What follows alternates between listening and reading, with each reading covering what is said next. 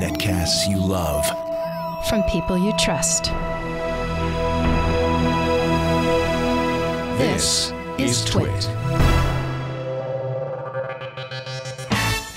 This is TWiT Live Specials number 341, recorded Tuesday, May 7th, 2019. Google I.O. This TWiT Live special brought to you by LastPass, the #1 most preferred password manager. Just remember your master password and let LastPass remember the rest. Visit lastpass.com/twit to learn more. Hello, everybody. Leo Laporte here. We're getting ready for the big keynote from Google's 2019 Developer Conference, Google I.O. Joining me from his home, Kevin Tofel of AboutChromebooks.com. Hi, Kevin.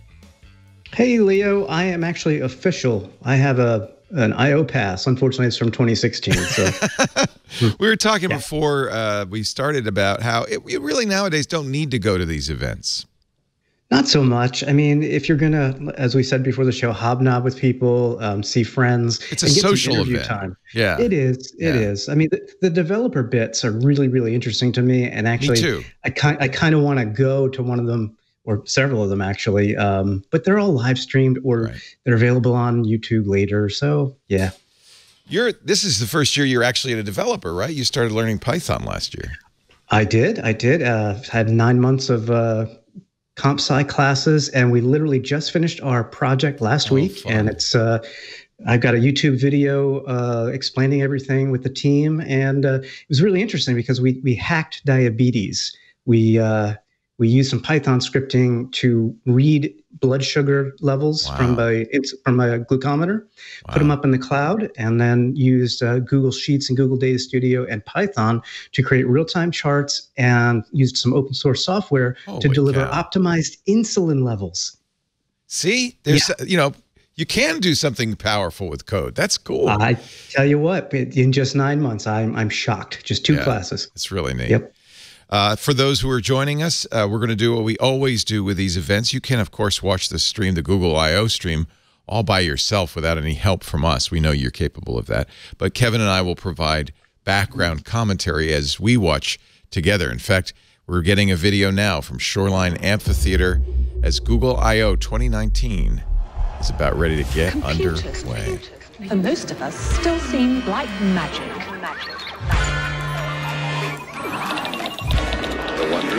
They always do these countdowns, which are so fun.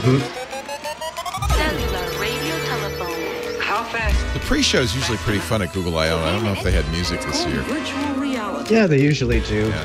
The Googlers have to sit on the lawn typically. They get the worst seats. Well, the good news is it's overcast in the Bay Area, so they didn't have to hand out the sunscreen and hats they usually do. I'm there for that. Because it's an outdoor amphitheater, and you can get pretty toasted.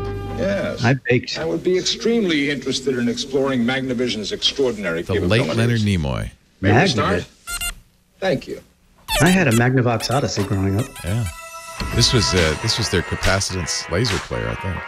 Whoa, yeah. The only thing we can be sure of about the future is that it will be absolutely fantastic. I love these videos. And there's a palpable difference in the energy level to create the future and at this event as compared to yesterday's build. I mean, the people are happy to be there. They're excited. They're jazzed. They can't wait to see what Google's got.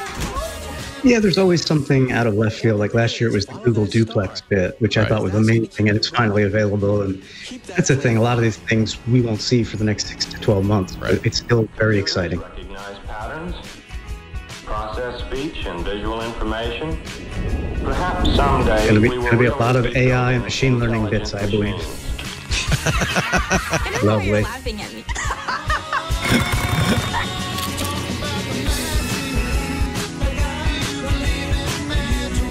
I see Lots this, of and it robots. feels like nothing short of magic. Reconsider your vision of the future.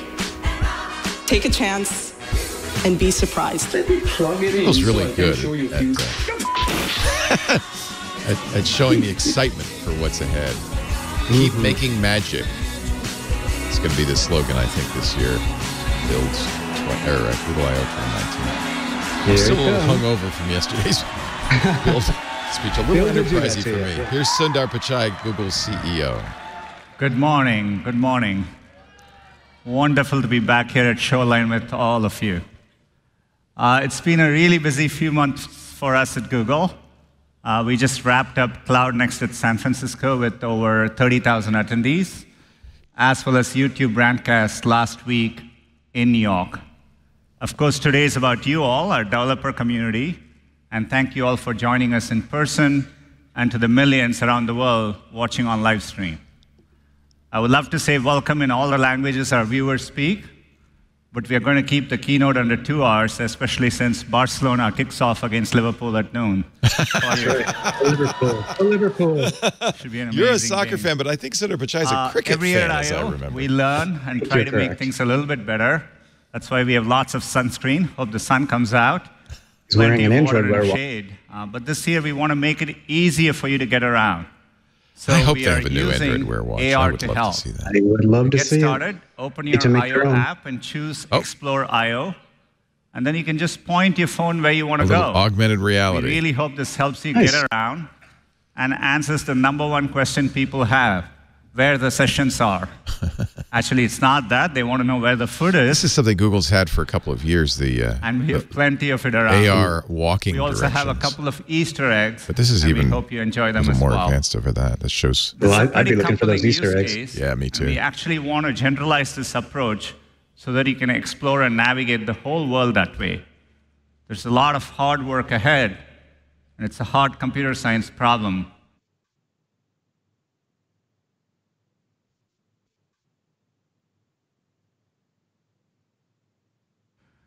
And it all begins with our mission to organize the world's information and make it universally It's funny that accessible and Pichai useful. should use And hard today, computer our problem mission feels as in his relevant speech. It's something as ever. Microsoft has said numerous But the way times. we when approach it having is difficulty constantly with Windows. evolving. We are moving It's a from a difficult company that computer helps you problem. find answers to a company that helps you get things done.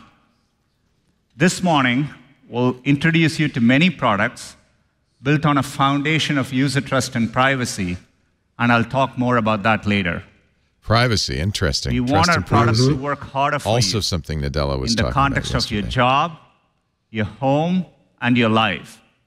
And they all share a single goal, to be helpful. So we can be there for you in moments, big and small, over the course of your day. You think that's a Fossil For example, or is it a Moto helping you 360, that watch? write Hard your to emails tell. faster with automatic suggestions from Smart Reply, and giving you the chance to take them back if you didn't get it right the first time. Helping you find the fastest route home at the end of a long day. And when you get there, removing distractions so that you can spend time with the people most important to you. And when you capture those perfect moments, backing them up automatically so you never lose them. Simply put, our goal is to build a more helpful Google for everyone. And when we say helpful, we mean giving you the tools to increase your knowledge, success, health, and happiness. Here comes the We feel ML so stuff. privileged to be developing products for billions of users. And with that scale comes a deep sense of responsibility to create things that improve people's lives. By focusing on these fundamental attributes, we can empower individuals and benefit society as a whole. Of course, building a more helpful Google for us always starts with search. And the billions of questions users trust Google with every day. But there is so much more we can do to help our users. Last year, we launched a new feature in Google News called Full Coverage. And we've really gotten like great that feature. feedback on it from our users. No editorial We'll be input. It's bringing just full coverage every story. directly to search. I've turned to Google News now every day, even over my Google feed. Yep. It's Let's take an actually example. it's my first Quite good. If you first search open for every black morning to hole, see what happened. We'll surface the relevant top news. It was in the news recently. We use machine learning to identify different types of stories and give you a complete picture of how a story is being reported from a wide variety of sources. You can click into full coverage. It surfaces a breadth of content, but allows you to drill down into what interests you. You can check out different aspects of the story, like how the black hole got its name. You can even now see a timeline of events and we'll be bringing this to search later this year. Podcasts are another important source of information, and we'll be bringing them directly to search as well.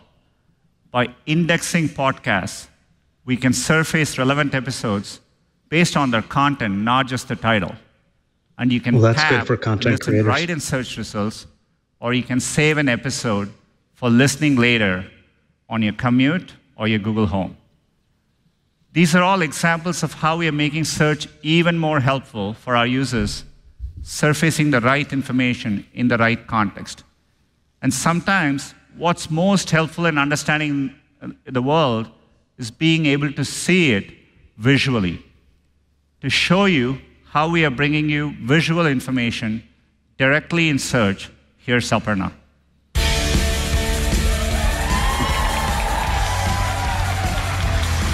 So the podcast thing is great for discovery, and I think that's one of the biggest challenges for podcasts. Huge for podcasters, I agree. Whether you're learning about the solar system or trying to choose a color scheme for your home, seeing is often understanding.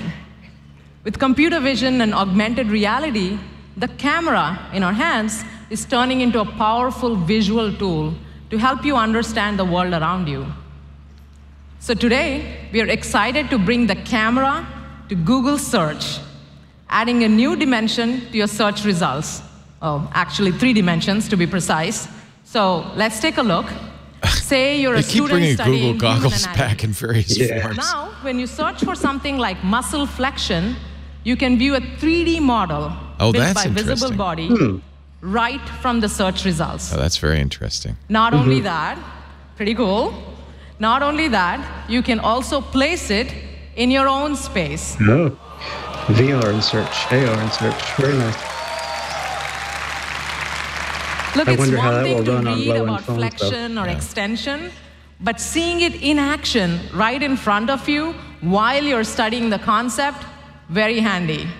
Okay, let's take another example. Say, instead of studying, you're shopping for a new pair of shoes. That happens. With New Balance, you can look at shoes up close from different angles. Here's the real reason for directly this. from search. That way, you get a much better sense Partners. for things like what does the grip look like on the sole, or how they match with the rest of your clothes. Great way to look at hairdos, glasses, clothes. Put them on you. This last example is a really fun one. So you may have all seen a great white shark in the movies. Jaws, anyone? But what does it actually look like up close? I'm not sure I want to know. Let's find out, shall we? So this is a live demo. They've got somebody with a phone I have tethered. Archana here with me to help me with the demo. Archana and Aparna are going to show us how this works. So let's go ahead, search for great white shark on Google. As you scroll through, you get information on the knowledge panel, That's very cool. But Kevin's going to like see this. the shark in 3D Our Kevin is a shark from fan. the knowledge panel. Why don't we go one step further? Why don't we invite He takes the Shark Week off. Let's put it that way. to the stage? Okay. Whoa! Whoa, that is cool. There it is. Very nice. Yeah, that's fun. You know, it's one thing to read a fact like a One of the great problems with white these can be AR, and they've had them in the between camera 17 feet to since 21 last year, feet but long. it's kind of To buried see and it hidden in away. front So of putting it you in search at means scale, you're going to filling see it up the more. shoreline And stage like a rock honestly, that's star, what this is all about. that It's is just promoting truly the notion of understanding its augmented scale. reality. Okay, let's take a closer look. It's an AR shark. It won't bite. Oh, look at those layers of teeth. You know, I don't know about you all, but I'd much rather see these teeth give up close selfies in AR a new, than in real life. New meaning. Thank you, Archana. All Thurrott tweets, the Google shark just ate the Apollo 11 rocket. Really excited about bringing the camera and AR It capabilities is. to Google I'm Search. sure it wasn't intended, but it does kind of show up Sometimes, though, Microsoft's the things that demo you're fail interested yesterday. in, I feel bad for them. they're difficult to describe in a search box. So that's why we created Google Lens to help you search and do more with what you see by simply pointing your camera. So this has been in the We've camera built since Lens Pixel 3. as a capability across products, so you can access it directly from the Google Assistant, but we've also built it into Google Photos and the camera app on many Android devices. People have already used Here's the answer to your Lens question, more than Kevin. a It does billion require times some so horsepower. far. And they've used it to ask questions about what they see, like, what kind of flower that is, or where to get a lamp like that, or just who the artist is. Where not to get a lamp like that. Yeah. One way we've been thinking about it is, with Lens, Feed that we're to the shark. indexing the physical world, billions of places and products and so on, Gives much like whole new search dimension indexes to will the it billions blend. of pages on the web. Okay, See, Apple's today, let AI me is show pretty you some good, new but they don't ways have the that search we're making Lens types of more discovery helpful to features you. Right, for it. something they can't do. Say Right. you're at a restaurant trying to figure out what to order.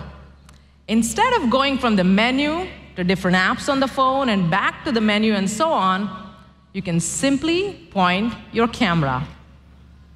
Lens automatically highlights the popular dishes at this So restaurant. this is a little right bit of a on the change. In the menu. past, you've had to say, now lens this. Right. So it sounds like it's always on now.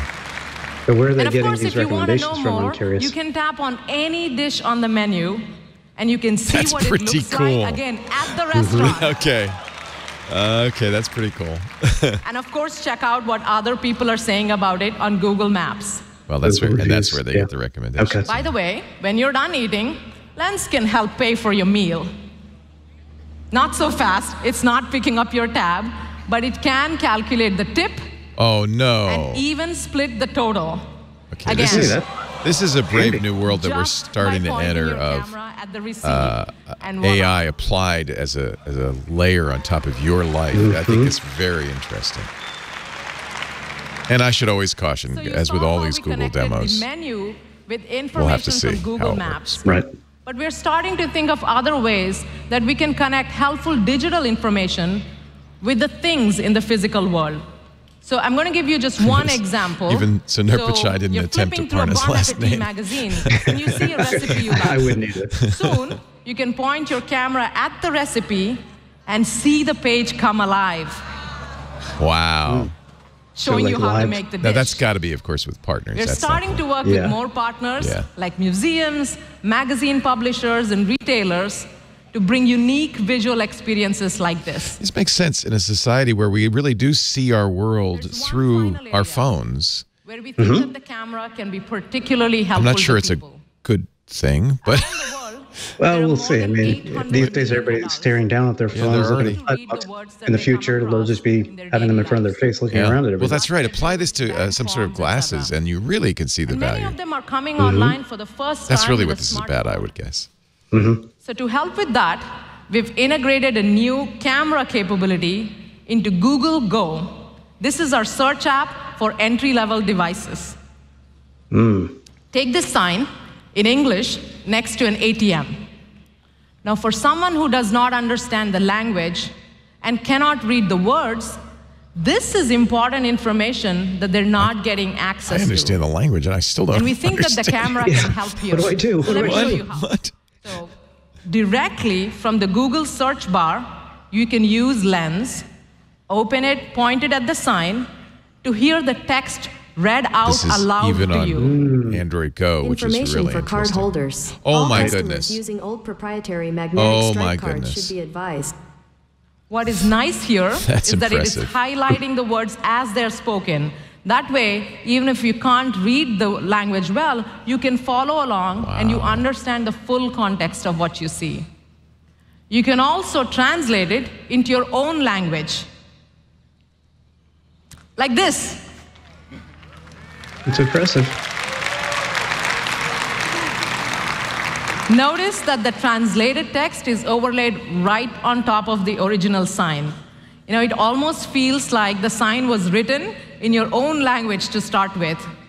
And again, you can hit listen and hear the words read out loud, this time in your own language. That's amazing. Información para los titulares de la tarjeta. Wow. I wonder how much of this is being done locally, because they're really trying to push the machine learning and AI down Right. to the device level. Well, where they that's can. why it's interesting to see this on Go, which are the Computer lowest vision. end Android The devices. power of translate and 20 years of language understanding from search, all coming together. Now, our teams in India have been working with some early testers and getting a lot of feedback to make the product India is a better. good test bed for And I this wanna because now there are show many you how one languages of them even within is the using country. it in her daily life. Take a look. And they're lower end phones quite Right. often. Right. मेरा नाम उर्मिला है EP की रहने वाली हूँ। मेरे 3 बच्चे हैंगे। Take down our lower third so we can see those titles. और बच्चों को होमवर्क नहीं करा सकते। If you can, Karsten. लेकिन चलो मेरे बच्चे होशियार हो गए। थोड़ा सा न पढ़ लिख जाते, कोई भी पढ़ा लिखा को काम। She says, I wish I could have acquired an education, but I'm illiterate. I can't do anything that requires reading and writing. I have to ask for help all the time. मुझे पहली बार जैसे I used the app for the first time when the kids weren't around. बार-बार कप्ता नहीं आ रही थी। मतलब photo lie. I took a photo. Add 1 cup soybeans to 4 cups of water and boil. इसने पढ़ के And सुनाया the है। app read it back to me. और जैसे मतलब रिपोर्ट कार्ड आओ बच्चों को। I looked at my kids' report cards: English, Hindi, mathematics, science. That's fantastic. I mean, this is really a great story. It felt very good to know what was written. Now I can do many things by myself. Checking account, savings account. She's at an ATM. अब जैसे railway के ticket. Now if oh my God! Now if I have to book a train ticket, I can book it myself. I don't need anyone's help. एक तो इसमें बहुत। I like that very much. Wow. That is. I wonder great. from an accessibility standpoint, how many people will get to use it as well. Really helpful. Wow. Thank you, Rumila, for testing it and giving us a lot of feedback. Not yet available, for the team although to make the product better. There's apparently updates out. The power to read is the power to buy a train ticket, to shop in a store, to follow the news. It's the power to get things done. So we want to make this feature accessible to as many people as possible. So it already works in more than a dozen languages. And the teams worked incredibly hard to compress all of this tech English, to just French, over 100 Italian, kilobytes. German, Spanish, Portuguese. It's like Chinese, Mandarin Chinese, Japanese. So that's rate can work Russian. on phones that cost as little as $35. Here's your answer, Kevin. So we're super excited about this and all the other features across search and lens to help you throughout the day. You'll start to see these updates roll out later this month. Thank you. Later this month for the new lens features. Very impressive. Thanks, Aparna. Helpfulness is also about saving time and making your day a little bit easier. That's why last year at I/O, we gave you a first look at our Duplex technology. Duplex enables Google Assistant to make restaurant reservations on your behalf by actually placing a call. It's now available in 44 states across the US, and we've gotten great feedback, not only from our users, but from businesses as well. I'm hoping Duplex can take my work calls. Duplex is the approach by which we train AI on simple but familiar tasks to accomplish them and save you time. Duplex was launched with restaurant reservations on the phone, but now we are moving beyond voice and extending Duplex to tasks on the web. We again want to focus on narrow use cases to start. So we are looking at rental car bookings as well as movie ticketing. Today, when you make a new reservation online, you have to navigate a number of pages and steps, filling out information, and making selections along the way. I'm sure you're all familiar with this experience. It's time-consuming, and if users leave during the workflow, businesses lose out as well. We want to make this experience better for both users and businesses. So let me show you how the assistant can do it better. Say you get a calendar reminder about an upcoming trip, and you want to book a rental car. You can just ask Google, book a national car rental for my next trip. The assistant opens the national website and automatically starts filling out your information. So we've been promised this for so long in some form or the fashion. Dates of the trip. You can confirm the details with just a tap. And then the assistant continues to navigate the site. It even selects which car you like. It's acting on your behalf and helping you save time, but you're always in control of the flow. Let's go ahead and add a car seat. And once all the details are in, you can check everything one last time and just tap to finalize the reservation. You'll immediately get a booking confirmation. It's amazing to see the assistant complete a task online on your behalf in a personalized way.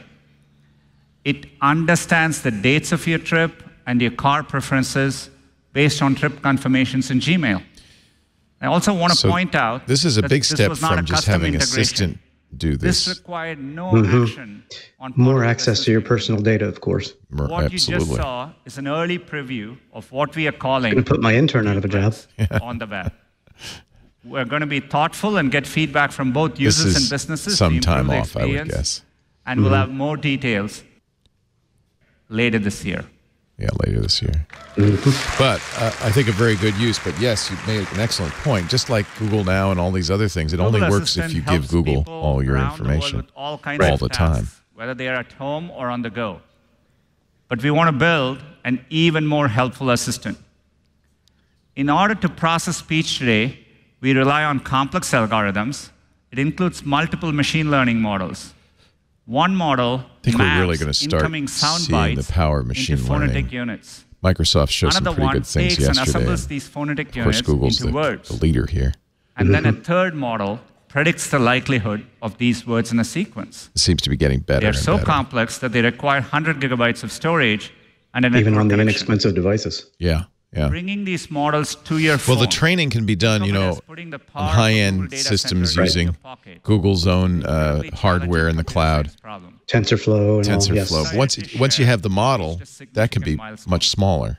You push it down to the devices, and that's that. Have allowed us to combine and shrink the 100 gigabyte models down to half a gigabyte. There you go. Small enough to bring it onto mobile devices.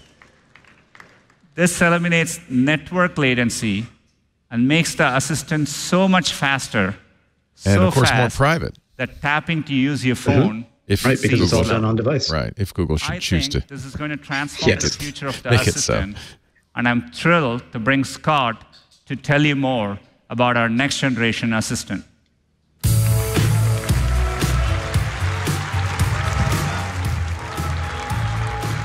This is Scott Huffman. Thanks, Sundar. Well, what if we could bring the AI that powers the assistant right onto your phone? What if the assistant was so fast at processing your voice that tapping to operate your phone would almost seem slow? It opens up many new use cases, and we want to show you how fast it is. Now, internally, we've been calling this the next generation assistant. Running on device, it can process and understand requests in real time and deliver the answers up to 10 times faster. Now, Maggie's here, and she's going to help us test it out. Scott's been working on search at Google for 12 years. To demonstrate its speed. Now, this demo is part of an off acquisition. The press, so please send your positive energy over in Maggie's direction. He says his LinkedIn bio says he's been working on search for about 21 years. So this is something he cares a lot about. Open calendar. Open calculator. We should point out this is a real-time demo. Open photos. On the device. Set a timer for 10 minutes. By the way, it feels pretty snappy. What's the weather today? It sure does. What about She's not tomorrow? talking back either, which is interesting. Show me John Legend on Twitter. Instead of responding out loud, it's Get a Lyft ride to my hotel. using the screen to respond. I suspect that's just for demo purposes. But Yeah, that slows it down a lot when they... Turn it off. Take a selfie. It's pretty good. You did an awful lot. It's pretty good. Yeah. I'm impressed. Right. Now, as you could see... Now, contrast this to yesterday's Microsoft demo, which was filmed. That was awesome. And Maggie was able to open and navigate apps instantly. Now, you might have also noticed that with continued conversation, she was able to make several requests in a row without having to say, "Hey, Google," but she each was time. really doing it on the phone. Now, beyond an effortless way to operate your phone, you can start to imagine how the assistant fused into the device could orchestrate tasks across apps. Let's look at another demo where Maggie's chatting with a friend. He's going to ask her about a recent trip. Notice how easy it is for her to respond with her voice and even share a photo. This is really where you expect Google to be way ahead, and I think it is. Bixby won't do this. Siri won't do this. Had a great time with my family, and it was so beautiful. She's dictating a text response. Show me my photos from Yellowstone.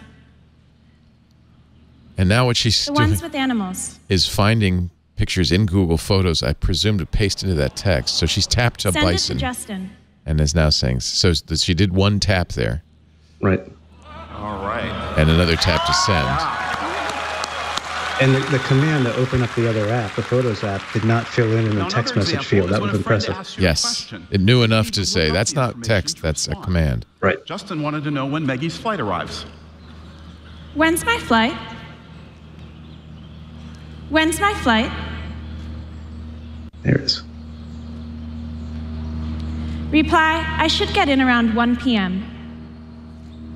So when's my flight was sufficient. So notice how it helped Maggie multitask more easily across different apps. Because it's contextually aware. Back and forth. Yeah. She had to. Now you can even imagine this next generation assistant handling more complex speech scenarios, like composing and sending an email. I'm curious if the next Google Home will be on-device language as well. Well, they're expected today to announce another Google Home device with a screen, and you can see now why the screen would really be helpful. Yeah. So she's dictating an email now. Set subject to Yellowstone Adventures. Okay, now it transcribed that. Will it be smart enough? Yeah, it was. For dinner, so I can tell you all about it. So it transcribed it, but then Send it. deleted it and put it into the subject. So it's dictating it, taking it as dictation, and then understanding it and responding, which is very interesting. Now, as you could see, this required the assistant to understand when Maggie was dictating part of the message versus when she was asking it to complete an action. Thanks, Maggie. You're worried about Google reading your email. Yeah. But, you know, this is really going to start to be the trade-off. It is. Privacy versus functionality. A paradigm shift. This next generation assistant will let you instantly operate your phone with your voice, multitask across apps, and complete complex actions, all with nearly zero latency. And actions like turning on the flashlight, opening Gmail, or checking your calendar. It was pretty impressive, I have to say. And it was a real-time demo, which is also impressive. And I'm really excited to share the realization of this vision is not far off. In fact, this next generation assistant is coming to the new Pixel phones later this year. Ah, so you'll get it this fall. Phones this year. Yeah, well, we know there's going to be new phones. Our mission is to make the assistant the best way to get things done. You just saw how we're making it much But interesting that it's coming to the Google phones, but not necessarily other Android devices. It's standard operating procedure for them, though. They give it to try and boost the sales up front, and then later it filters down. Like choosing what to listen to, what to do on the weekend, or even what to eat. So let's look at a recipe example. Hey, Google, what should I cook for dinner? Does it know what's in your fridge? Here are some recipe picks for you. Bourbon now, chicken. As you can see, the assistant picked recipes We see you like me. bourbon a lot. For example, it suggested a bourbon chicken recipe because it's helped me with barbecue recipes in the past. Oh, it tells why. That's really actually really helpful. That eliminates some of that creepy factor. Here's why I suggested this. You've made barbecue before. But again, they know that, and some generations don't care for that privacy podcasts and events. or lack thereof. It's going to pick podcasts and events, yes. Becoming more personal means the assistant will better understand the people, places, and events that are important Because you're a to big you. fat nerd, you should listen to more TWiT. In my TWiT. life is my mom, who I'm going to visit right after I.O. So let's say I ask my assistant, how's the traffic to And I mom's mean that in house? the kindest way. Now we all understand what I mean by mom's house, right? Well, if I'm in Toledo, mom's house might have meant this place, a nonprofit childcare center. Oh, interesting. In other cities, mom's house can be a restaurant or a grocery store. This is really impressive. impressive. Fact, there's lots of things in the world called mom's house. Yeah. My mom's house is in Rhode Island. I don't think it's going to give me driving directions there. Which thing a phrase refers to is called reference resolution. And it's fundamental to understanding human language. Very impressive. At Google, we approach this problem using our knowledge graph of things in the world and their relationships. It's what allows us to understand something like the Starbucks near the Golden Gate Bridge. Today, we're expanding the assistant's ability to understand you better by applying those same techniques to the things in your world. We call it personal references. So if I shared my mom's contact info with the assistant, I can ask, hey Google, what's the weather like at mom's house this weekend? Friday and Saturday in Carmichael will be partly cloudy. How long will it take to get there? With light traffic, it will take you 2 hours and 14 minutes. This assistant is so much faster than mine. I wonder if they do something. Remind me to order flowers a week before Mom's birthday. Give it a fiber connection directly into the mind of the assistant. And it goes beyond Mom. If you've shared important people, places, and events with the assistant, you'll be able to ask for things more naturally, like show me photos of my son, or directions to the restaurant reservation, or remind me to pick up chocolates on my anniversary. And rest assured, you're always in control. You can edit or delete this information at any time in the updated You tab in Assistant settings. Now, one place where the assistant can be especially helpful is in the car. How they know these things and give you control over what they know. Way to get everything you need while you're on the road. Yeah. Blanket having access to everything. Right. That we all want when we're driving, to get where we're going safely, to catch up with friends, and to listen to something interesting along the way. Last year, we brought the assistant to Android Auto, and earlier this year, we added it to navigation in Google Maps. I'm happy to share the assistant is also coming to Waze in the next few weeks. Now, I'd like to show you the future of how we're improving your mobile driving experience. Lots of people prefer Waze to Google Waze because they commute, and having assistant in there will be great. Just put your phone in the car and say, hey, Google, let's drive. Driving mode has a thoughtfully designed dashboard that brings your most relevant. It's only 12 minutes to Tacolicious. And includes suggestions personalized for you.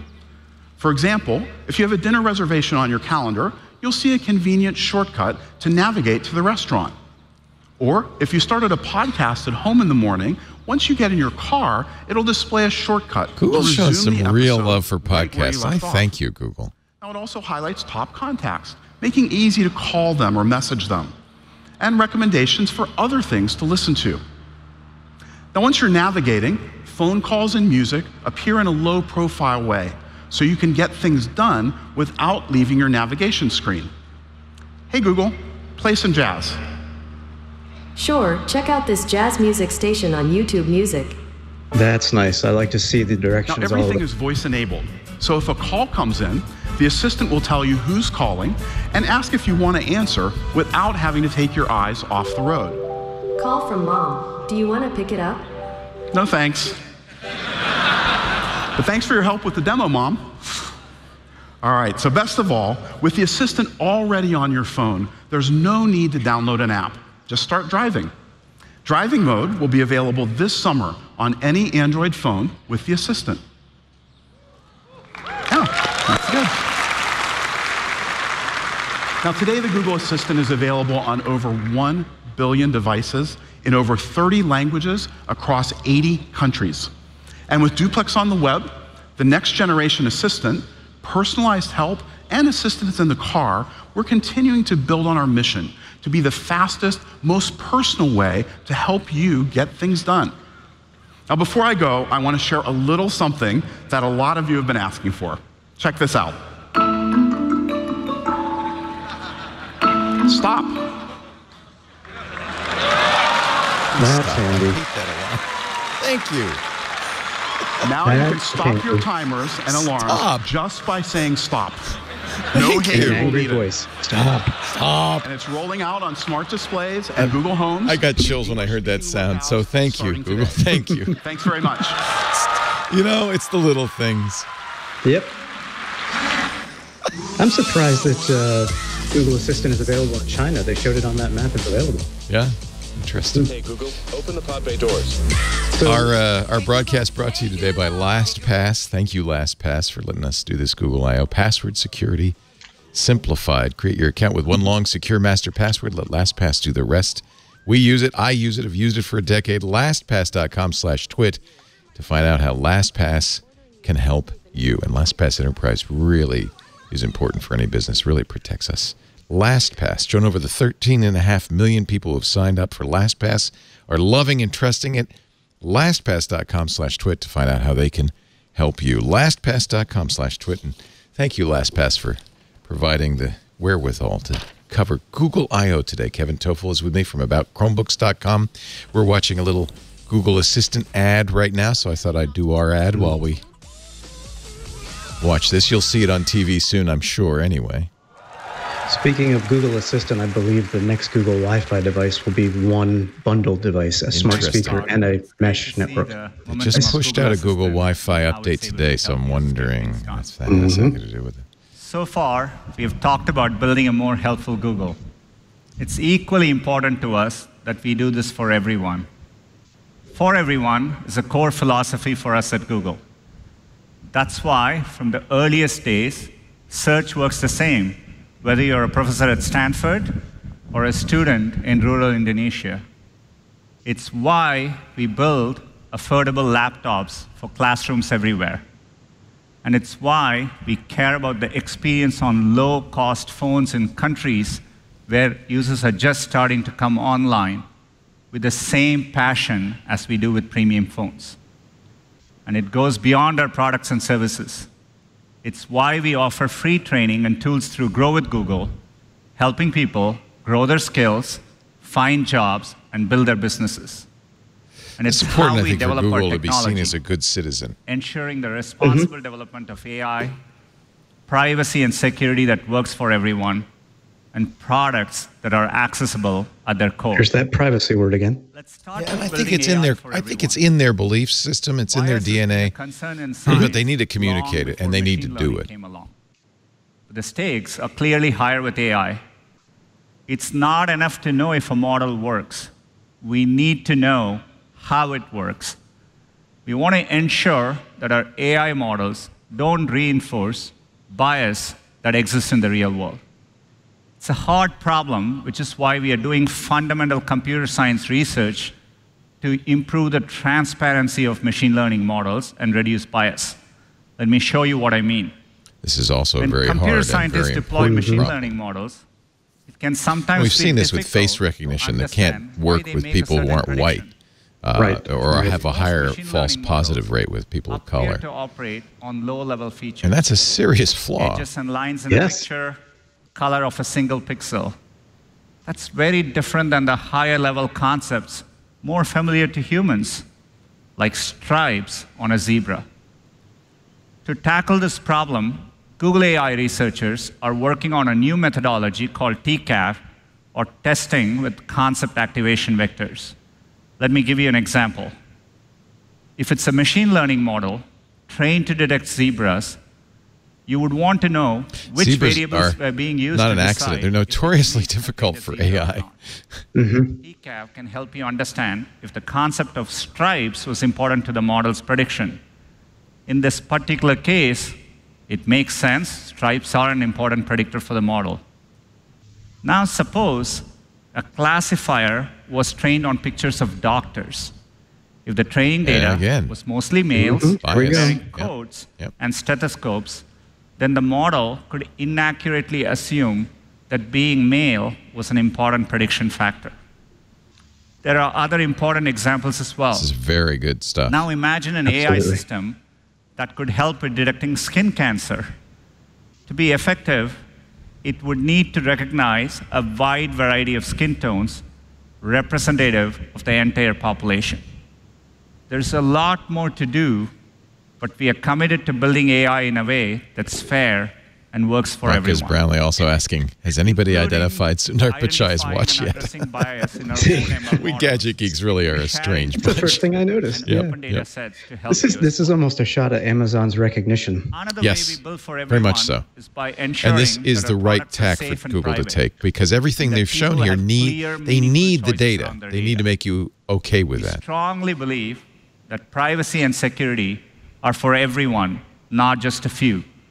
This is why powerful privacy features and controls have always been built into Google services.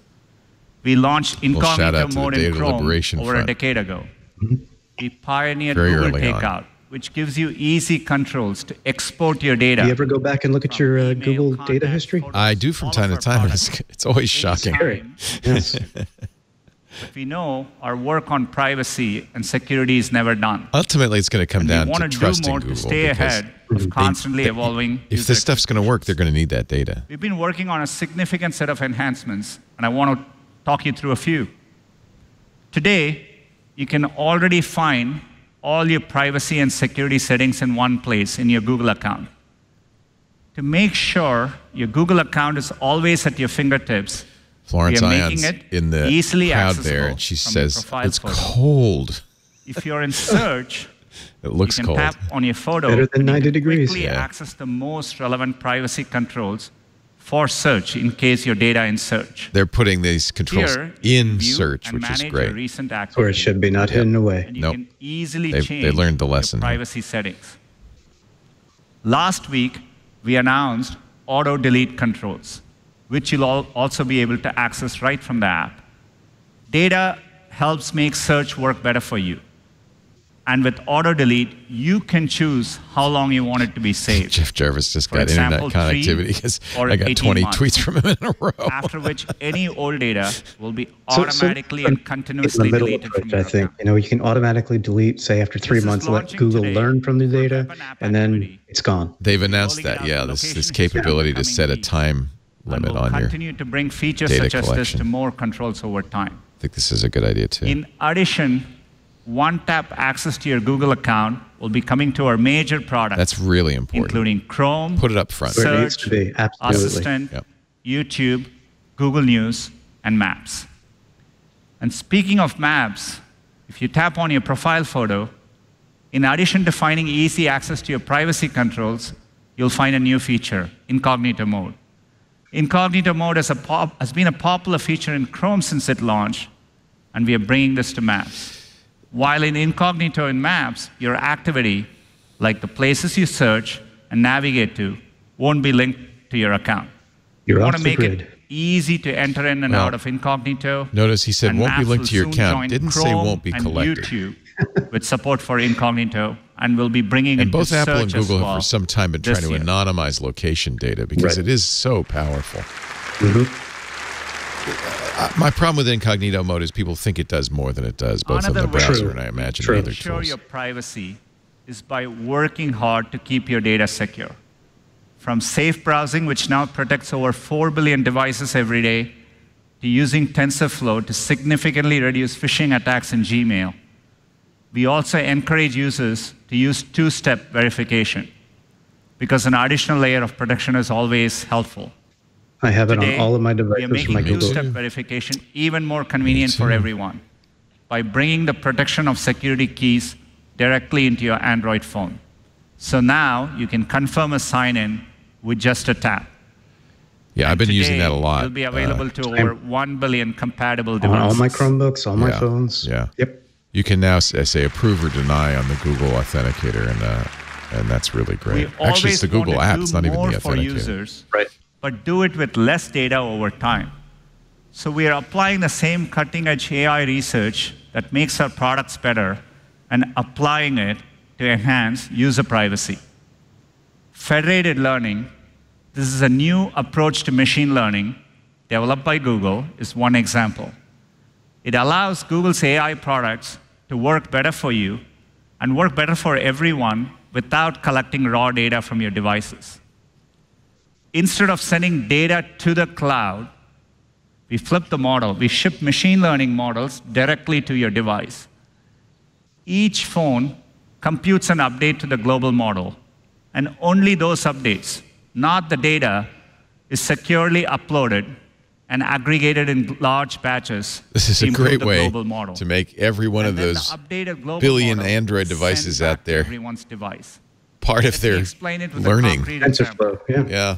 Take I Gboard. mean, it's basically learning at the edge, and then Yeah. without the data, On-device learning the alone, master when new words become model popular, gets smarter. Gboard would not be able to suggest them until you So type them many Google's times. keyboard for Android, Federated Gboard, learning, which is however, great. It is allows available on Gboard Mac to as learn well, new words iOS as well. like BTS clearly, it's been doing this for some or time. YOLO, after Which is thousands typical of people Google, start right? They using give you them these tools, without but Google really what ever they're saying doing anything you type. is Actually, learning. with BTS, it's probably millions of people.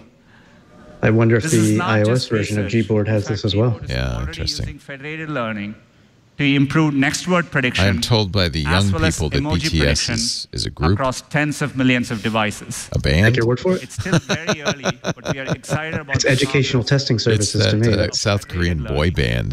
across many more of Oh our yeah, products. yes. I wake up to them every morning. Oh, yes, who doesn't? I love that they got to plug that. Privacy and security are the foundation for all the work we do, and we'll continue to push the boundaries of technology to make it even better for our users. Building for everyone also means ensuring that everyone can access our products. The World Health Organization estimates that 15% of the world's population, over 1 billion people, has a disability. Wow. We believe technology can help us be more inclusive, and AI is providing us with new tools to dramatically improve experience for people with disabilities. For example, there are almost 500 million people in the world who are deaf or hard of hearing. Think of how many conversations are challenging, from in-person discussions and phone calls to even experiencing videos online. A few months ago, we launched Live Transcribe, powered by Google's Cloud Speech API, to caption conversations in real time. You can leave your phone open with the app, and when someone speaks to you, it transcribes their speech into text. Those who cannot or prefer not to speak can also respond by typing. I was really inspired by how the product came about. Two of our Google researchers, Dimitri and Chet, saw an opportunity to help people and collaborated to develop the app. Together, with a small team of engineers and people who volunteered their 20% time, they built Live Transcribe, and it is now available in over 70 languages and dialects on Android devices. Google definitely does a lot for accessibility. I mean, everybody does, but they take all their technology and smarts and really push the boundaries on that. Yeah. We are announcing a new feature called Live Caption.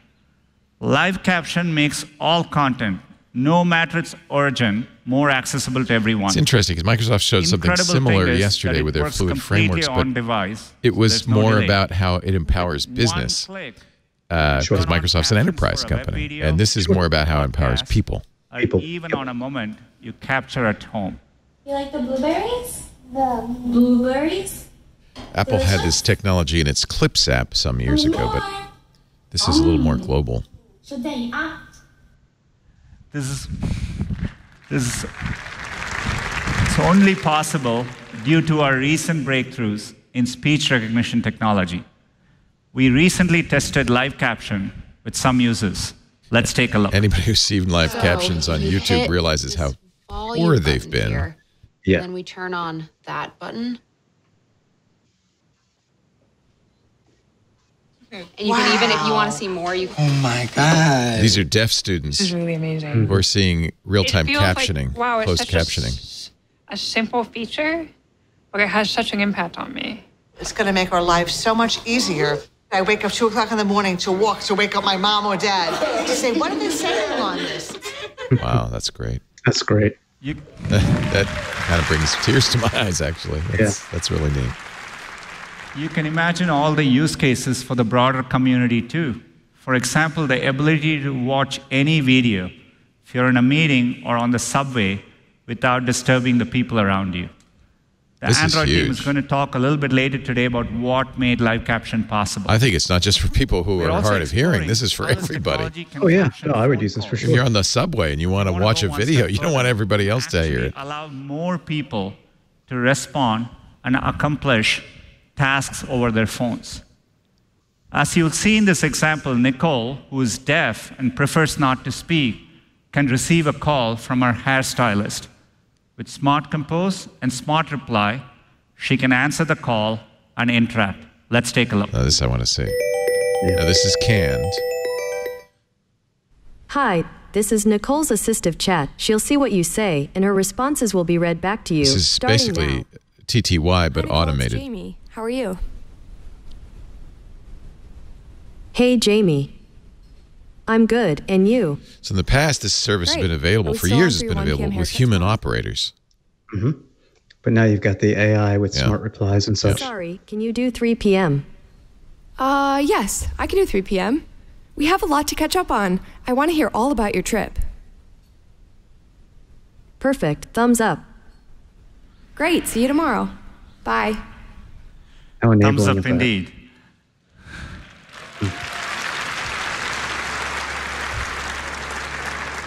We call this new technology Live Relay. While there's still more work to do, we are excited to see how it can help people like Nicole get things done more easily. Just like with live caption, this runs completely on device, and these conversations remain private to you. We also want to help those with speech disorders or people whose speech has been affected by a stroke or ALS. Researchers from Google AI are exploring the idea of personalized communication models that can better understand different types of speech, as well as how AI can help even those who cannot speak to communicate. We call this research Project Euphonia. Let's take a look.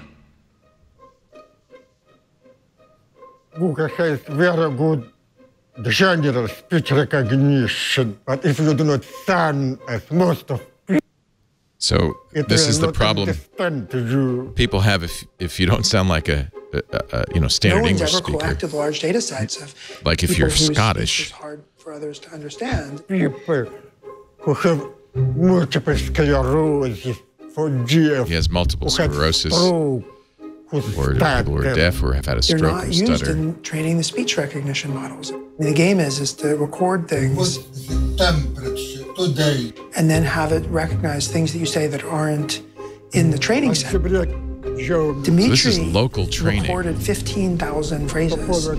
It wasn't obvious that this was going to work. He just sat there and he kept recording. We need to make all voice interactive devices be able to understand any person. Much more human approach to this whole more than usual. Yeah. You can see that it's possible to make a speech recognizer to work for Dimitri. It should be possible to make it work for many people, even people who can't speak because they've lost the ability to speak. The work that Shenxing has done on, voice utterances from sounds alone, you can communicate. Wow. But there might be other ways of communicating. Most people with ALS end up using an on-screen keyboard and having to type each individual letter with their eyes. For me, communicating is slow. Steve might crack a joke, and it's related to something that happened, a few minutes ago. The idea is to create a tool so that Steve can train machine learning models himself to understand his facial expressions. He just fired an air horn with his expression. To be able to cheer, to be able to boo. Things that seem maybe superfluous, but actually are so core to being human. I still think this is only the tip of the iceberg. We're not even scratching the surface yet of what is possible. If we can get speech recognizers to work with small numbers of people, we'll learn lessons which we can then combine to build something that really works for everyone. To understand and be understood. Absolutely unbelievable.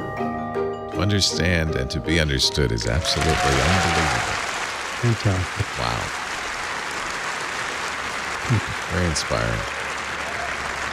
I don't know that any other competitor can do this kind of stuff just yet. No. Through the Google Especially on Assistant device. No, they're the masters of this. But as you saw in Dimitri's case, this will only be possible with many more speech samples to train our models on. If you or someone you know has slurred or hard to understand speech, we'd like to invite you to submit voice samples to help accelerate this is effort. interesting. They're crowdsourcing it. Fundamental AI research, which enables new products Euphonia, for people with disabilities, UPHONIA. is an important way we drive our mission forward. Live Transcribe, Live Caption, Live Relay, and Project Euphonia will ultimately result in products that work better for all of us. It's a perfect example of what we mean by building a more helpful Google for everyone. One of the most powerful ways we deliver help to our users is through our open source platforms like Android. To tell you more, I'd like to invite Steph onto the stage.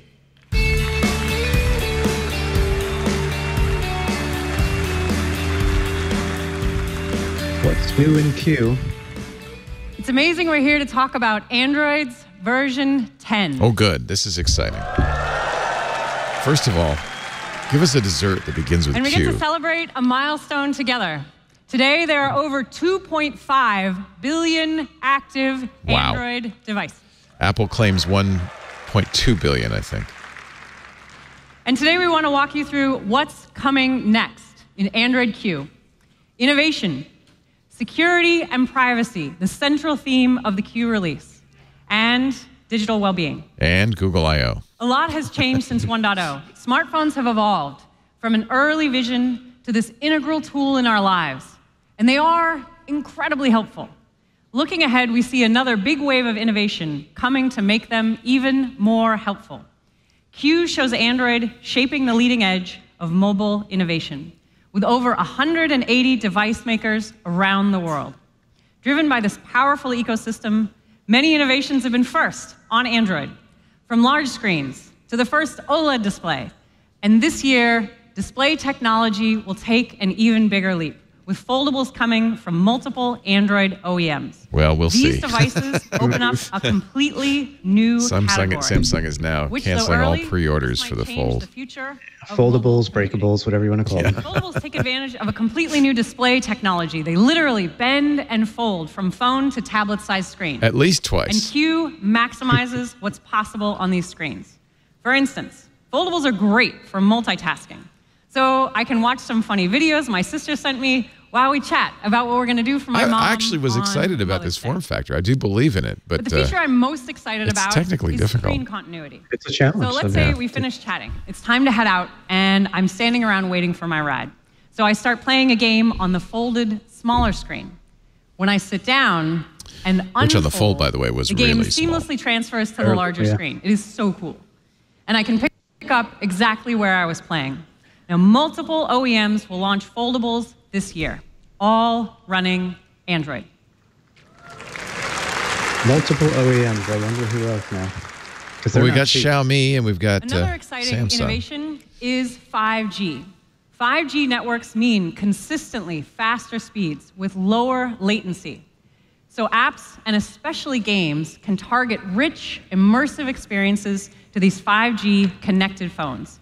And Android Q supports 5G natively. This year, more than 20 carriers will launch networks.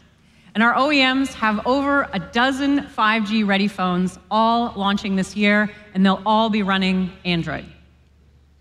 Now, in addition to hardware innovation, they'll all be on seeing 4G networks. Huge firsts in software, driven by advances in on-device machine learning. Sundar showed live caption. Now, I would really like you to see it in action and then take you under the hood. Please welcome Tristan. I don't think they will. It would be interesting. Yeah. We have the Pixel book. We can have the Pixel break. I watch videos without sound when I'm on the go. With captions, I can still keep up, even if I'm in a crowded space or I'm sitting in a meeting. So for me, they're super helpful. But for the almost 500 million people who are deaf or hard of hearing, captions are critical. Today, loads of mobile content embeds audio, from video to voice messages and everything in between. Without captions, this content is nowhere near as accessible. Live caption in Q takes audio and instantly turns it into text. Let's take a look at this video my friend Heather sent me yesterday. To turn it on, I open the volume rocker and tap the live caption button. Hey, cutie. Do you want to give your puppy a hug? So as this video is playing, it's being transcribed in real time. So as you can see, these captions appear in real time. Works in the background on the video. Normally never have captions. I don't think so. I think it's all done on the device as it's playing back. Yeah. But they really need to move those captions down. Oh, okay, good. He's moving it down. But what makes this feature so incredible is that it's entirely done on device. In fact, it doesn't need to be connected to the internet at all. If we take a look, this entire demo I've done in airplane mode. What? What? Thank you. Thank you, Justin. And by the way, that's transcribed W-U-T. Google. Okay. It's because of a huge breakthrough in speech recognition that we made earlier this year. That was a very cool reveal. This once required streaming audio to the cloud to run a 2 GB model for processing. Now we can do that same processing on device using a recurrent neural net in just 80 megabytes. Wow. The live speech model is running on the phone, and no audio stream ever leaves it. That's what people want. User privacy. And this is OS-wide, which means you get those captions in all your apps and in web content too. Now, the same on-device machine learning powers another useful Q feature, which is Smart Reply. With Smart Reply, the OS helpfully suggests what you'll type next. It'll predict the text you'll type, even emoji, and it's a huge time saver. What's really cool is this works now for all messaging apps in Android. Like in Signal, you can see the OS providing these helpful suggestions. And Smart Reply can now even predict the actions that you'll take. So say a friend sends you an address, and normally you'd copy and paste that into Maps. That's kind of a hassle. With Smart Reply, you just tap, and it will open for you. And all this is saving you time. Removing all these features from the on-device app level machine all the way down learning to the powers OS. everything from these So that way incredible everything will breakthroughs work. like live caption to helpful everyday features like Smart Reply. And it does this with no user input ever leaving the phone, all of which protects user privacy. Now, And do there's one devs more have to addition do to Android anything Q to that's get the- small, but you've been They asking do. us about for a while. And that is Dark Theme. And we're launching it in Q. It's so funny how people love dark theme. So you can activate it by using the quick tile or by turning on battery saver, and in fact, it will help you save battery. Your OLED display is one of the most power-hungry components in your phone, so by lighting up less pixels, will save you battery. It's fewer pixels. So that's innovation. But we feel all innovation must happen within a frame of security and privacy. People now carry phones constantly, and we trust them with a lot of personal information. You should always be in control of what you share and who you share it with. And that's why the second area we'll cover, and the central focus of the release, is security and privacy. Now, over the years, Android's built out a huge set of protections already. File-based encryption, SSL by default, secure DNS, work profiles, and many of these were first on Android. Android has the most widely deployed security and anti-malware service of any OS, with Google Play Protect. It runs on every device, and it scans over 50 billion apps a day. In fact, in Gartner's 2019 security report, which was published this week, Android scored the highest possible rating in 26 out of 30 categories. It's ahead on multiple points, from authentication to network security to malware protection and more. At the same time, we wanted to go much further. And that's why Android Q includes almost 50 features focused on security and privacy, all providing more protection, transparency, and control. So first, in Q, we've brought privacy to the top level in settings. And there you'll find a number of important controls all in one place. Activity data, location history, ad settings, and you decide what's on or off. Now, location is another place we've created tools for more transparency and control. Now, location can be really helpful, especially when you're lost in a new place. But it's also some of your most personal information, and you should, again, always be in control of who you share it with and how they can use it. So first, if you're wondering which apps can be accessing your location, we make it easy for you to know. With Q, your device will give you helpful reminders whenever an app accesses location when you're not actively using that app. So you can review and decide, do you want to continue sharing or not? Second, Q will give you more control over how you share location data with apps. For example, say you want to get pizza delivered. You can choose to share your location only while the app is in use. And as soon as you close, you'll stop sharing. This has been an iOS feature Finally, for a long what if you're time. wondering, what kind of location do all my apps have? In Q, we've brought location controls to the forefront in settings. So you can quickly review every app and change location access with simple controls. Now, there are many, many more enhancements to security and privacy throughout the OS, like TLS v3, encryption for low-end devices, randomizing your MAC address by default, and many more. And you can read about all of these in our blog post this week. But there's one more really big thing for security. Now, your Android device gets regular security updates already, but you still have to wait for the release, and you have to reboot when they come. Yeah, if we want you to get the these manufacturer faster, and the even carrier faster. allow it. And that's why in Q, we're making a set of OS modules updatable directly over the air. This is something so now Google's these can be been working on updated for a long individually time, which is moving as soon the as they core are operating available system and into without the App a Store reboot of the device. so it can update them. Long overdue. And Treble, of course, enables this as well. Now, this was a huge technical challenge. We're updating these in the background the same way we're updating Google Apps. It's easier for our partners with whom we're working closely, but more importantly, it's much better for you. You can learn more about this at the session, What's New in Android. This is how they solved a really tough problem. Now, there's one more thing that's changed since the early days of Android. Now, people carry smartphones everywhere because they're really helpful, but we're also spending a lot of time on phones. And people tell us sometimes they wish they'd spent more time on other things. Yes. We want to help people find balance and digital well-being. Yes. And yes, sometimes this means making it easier to which put your watch is device she wearing? away entirely and focus on the times that really matter. It's big. That's why last year we launched digital well-being tools with dashboards, app timers, flip to shush, and they're wearing wind the down fossils. to help you set the phone down and get Remember, to Google sleep. acquired And these tools are really helping. a lot of the App timers assets of help Fossil. users stick to their goals over 90% of the time. And users of Wind Down had a 27% drop in nighttime They usage. bought If you're not using these Fossil's already, I would smartwatch really tech recommend for them. $40 million back This in year, January. we want to help even more with distraction. A lot of times, I just want to sit down and focus to get something done. And when I'm trying to do this, like working, maybe it's studying for you, I don't want email or anything else to distract me. And that's why we've created a new mode for Android. It's called Focus Mode. When I enter Focus Mode, I can select the apps that I find distracting. For me, that's email, the news. So now they're turned off and I can really get to work. Those apps that distract me are disabled. But I can still keep text because it's important to me that my family can always get a hold Yeah, this of is a smart way to do until it. I come out of Focus Mode. And then everything is back. Focus Mode is coming to devices on P and Q this fall. And on P, so it'll be backported to Android Pie. Now, finally, I want to talk about families. For 84% of us parents, technology use by our kids is a top concern. In the US, the average age Yeah, of that kids definitely getting looks like a phones Fossil is watch. now 8.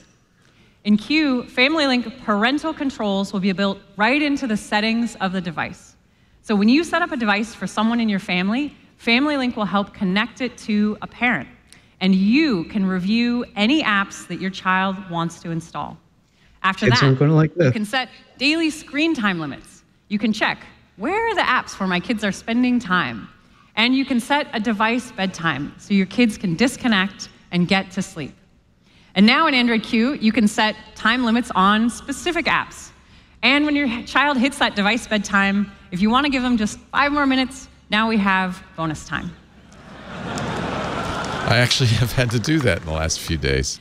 Now, there's a ton Can I more keep in it Q that on we don't till have 8 time to p.m.? cover. A ton. Everything from streaming media Bonus to hearing time. aids to better connectivity to new gesture UI and more. So today, I'm excited to announce that Q Beta 3 is available on 21 devices. Oh, that is including 12 the Pixel. OEMs.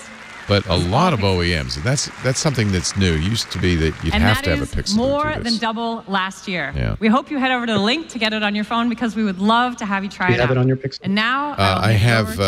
Thank you very much. No, I can't remember now. I do. I have to. I think they did this before, right? Yeah. It's Android.com. Well, we've heard about some terrific innovations today in Android, AI, and the Assistant, and real breakthrough in how Rick we're able to help Osterloh. our users. Of I'd like course, to Rick spend was a few an minutes and import talk from about how some of those Motorola, come to life and now in our charge of Made their by Google hardware. products. This is probably where we see the Home Hub. Now, we continue to believe that the biggest breakthroughs are happening at the intersection of AI, software, and hardware. Whether that's a tensor processing unit, an entire data center, the phone in your hand, or a helpful smart display in your little home. Cardboard stand-up Let's start of Rick there. from the smart home of Moto today X launch many years ago. I frustrating. was on that episode. I To still have mine deliver as well. real help in the home, you can't start with technology. You have to start with people. And we've always worked to put people first and build technology around their needs. There's no more important place to get this right than in the home. Let's take a look. Looking at my Pixel phone, Android.com/beta, if you want to turn on the beta on your phone. No, sweetie. Create volume and drama in front. As we roll down this unfamiliar road. It's me and Daddy. Although this wave is stringing us along. Oh, Just know you're not alone. 'Cause I wanna make this place your home. The trouble it might drag you down. You get lost, you can always be found. Just know you're not alone. They are so good at this. I don't know who their agency is, but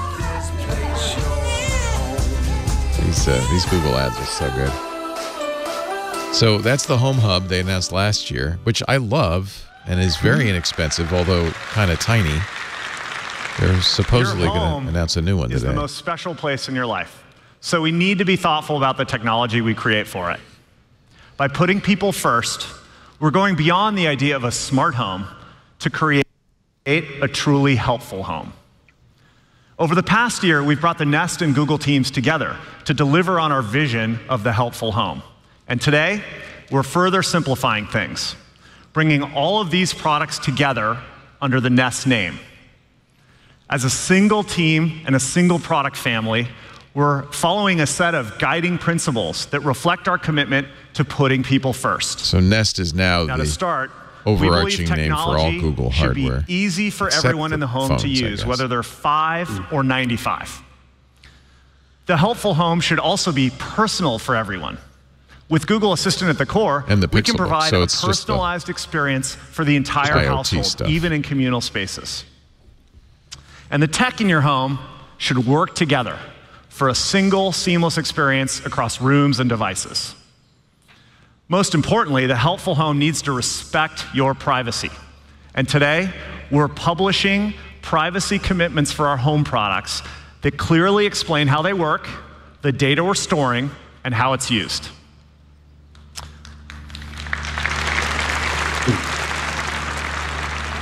Our vision for the helpful home is anchored in the Assistant.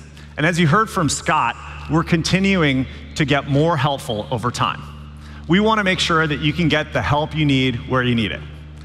Google Home Hub, which we're renaming Nest Hub, was designed specifically to bring the helpfulness of the Assistant to any room in your house. Now, we've also been working on a new display that builds on the things that people love about Hub, but is designed for communal spaces in the home where the family gathers. It has a camera. Introducing Nest Hub Max. So the Max branding, which is what they use for the Google Home. It's a new product that has a camera and a larger 10-inch display, which is perfect for the center of your helpful home. And that's why they say it goes in the living room, not your bedroom. Pulls together your connected devices together into a home view dashboard where you can see your Nest cams, you can switch on lights, control your music, and adjust your thermostat. Hub Max also supports Thread. So just like Nest Connect, it communicates directly with Thread-supported devices that need a low-power connection, like door locks or motion sensors. Yeah. And we've designed Hub Max with an incredibly helpful camera. If you want to know what's going on in your home, you can choose to use it like a Nest Cam. Oh, you can turn it on when you're away from home. Interesting. You can check on things right from the Nest app in your phone. So it's another Nest Cam. And just like a Nest Cam, it's easy to see your event history, enable home and away assist, and you also get a notification if the camera detects any motion or sees someone it doesn't recognize in your home. All right.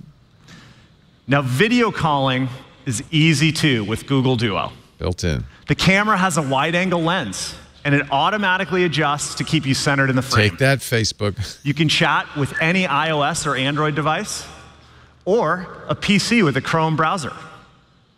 You can also use Duo to leave video messages. And Duo for works on members of your Chromebooks household. too, right, Kevin? Absolutely.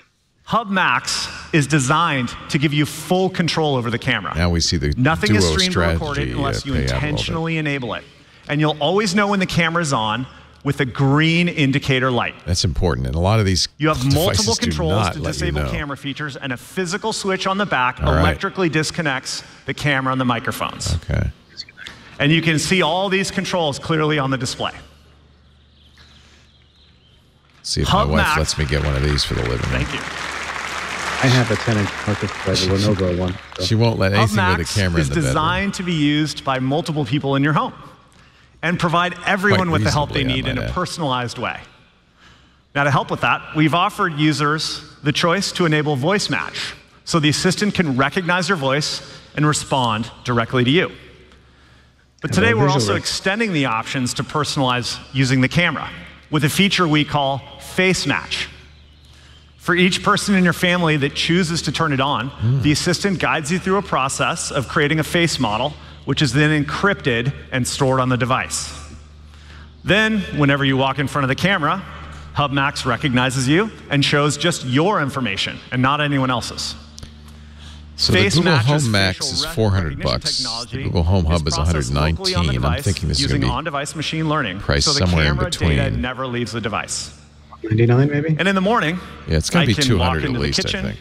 And the assistant knows what is to the, greet what is me the big with screen my calendar, my commuting details, the weather, and any other information I need to start my day. Display was $250. And when I get home, $250, Hub Max welcomes me home with any reminders that might be waiting for me. I like that. And the assistant offers personalized recommendations for music and TV shows, and I can even see if anyone's left me a video message. One of my favorite things about Hub Max is that it's a great digital photo frame. No matter what kind of day I'm having, nothing makes me feel better than seeing some of my favorite memories on this beautiful screen.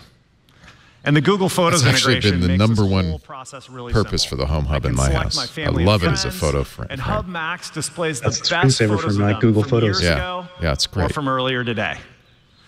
And now with a simple voice command, sharing my favorite shots is easier than ever. The big screen also makes Hub Max the kitchen TV you've always wanted. Tell it what you want to watch, or if you need help deciding, just ask the assistant to pull up our new on-screen guide. Hub Max can stream your favorite live shows and sports on YouTube TV. But unlike your kitchen TV, it can also teach you how to cook, see who's at the front door, and play your music. You're also getting full stereo sound with a powerful rear-facing woofer. And now when the volume's up, instead of yelling at the assistant to turn it down or pause the game, with the camera, it's as simple as a gesture. Wave. Hey, you just hey, raise talking your to you. hand. I like that. And Hub Max uses on-device machine learning to instantly identify your gesture and pause your media. What does this mean, Hub Max? Is a Google Assistant smart display that's also a smart home controller, a TV for your kitchen, a great Under digital 200, I'm photo buying frame, 3. an indoor camera, and it's perfect for video So calling. I'm giving one to my mom. All this will be available on Nest Hub Max $229 later this yeah, summer. That's about right. For just $229. Later this summer, $229 in the US, UK, and Australia. That's about what you'd expect, I think. A little bit less than the Lenovo. We're lowering the price of the original Nest Hub from $149 to $129. It's actually $119 right now in the store. 12 new markets So and supporting 9 new languages. Pay more for the Nest brand. Yeah. Maybe that's So it. whether you prefer a hub with a camera Because or it still without says one, we have Google a Home device Hub on the that'll help Google you Store. in your home. As I said earlier, there's a fundamental difference between a smart home and a helpful home. And we're excited to unify all our products under the Nest brand to make the helpful home more real for more people. All right, next I want to talk about Pixel. And our, thank you. People know they're getting a phone today. At least that's the rumor. And I love talking about Pixel. I want to talk about our work to bring a more helpful smartphone experience to more people. A core element of Google's mission is to make technology more available and accessible for everyone. And Sundar said it earlier. We need to ensure that technology benefits the many, not just the few. But there's been a really troubling trend in the smartphone industry. To support the latest technologies, everyone's high-end phones are getting more and more expensive. So we challenged ourselves to see if we could optimize our software and AI to work great on more affordable hardware, so we can deliver these high-end experiences at a more accessible price point. I want to introduce you to the newest members of the Pixel family, Google Pixel 3a and 3a XL, designed to deliver premium features at a price people will love. Of course, the specs for this were accidentally leaked yesterday. Supposed price of We didn't $399 compromise on the capabilities and performance you'd expect from a premium device, which is why we branded them Pixel. They start at just $399. That was the rumor. about half the price. Half the price But still of typical about twice the flagship price phones. of a G7 and I want to introduce or G6. Sabrina to tell you more about how we did it. Go get the camera. Yeah, how many of the camera features will they port down to it? I think they have to do all, Delivering right? premium features with high performance on a phone at this price point.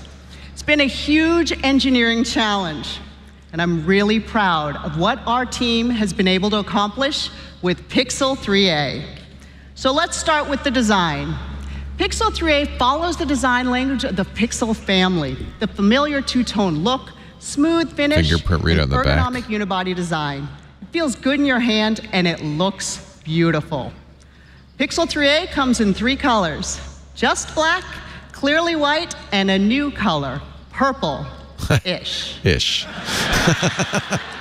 Or Everything as in looks not pink last amazing time. on the vibrant OLED display. Purple-ish. And your music, your podcasts, they sound great in premium stereo. Pixel 3a supports Bluetooth 5.0 and USB-C digital audio. And we've also included a 3.5 millimeter audio jack. Well, that's interesting. They back down on the Because we've audio heard jack. some people want more headphone options. Yep. But what Pixel is really known for is its incredible Is that the guy who wanted it? camera. Thank you, sir, whoever you And are. with software optimizations, we found a way to bring our exclusive camera features and our industry-leading image quality into Pixel 3a. So photos look stunning in any light. Same sensor, 12 megapixel. What other smartphone cameras try to do with expensive hardware, we can deliver with software and AI, including high-end computational photography. So here's what that means. Pixel 3a can take amazing It's the night photos shot, in low which is light really spectacular. with night sight. Night sight, sorry. It's one of Pixel's most popular features. We've also enabled Pixel's portrait mode on both the front and rear cameras. And our Super Res Zoom applies computational photography, so you can get closer to your subject while still maintaining a high degree of resolution. And all of your beautiful photos are backed up for free in high quality with Google Photos.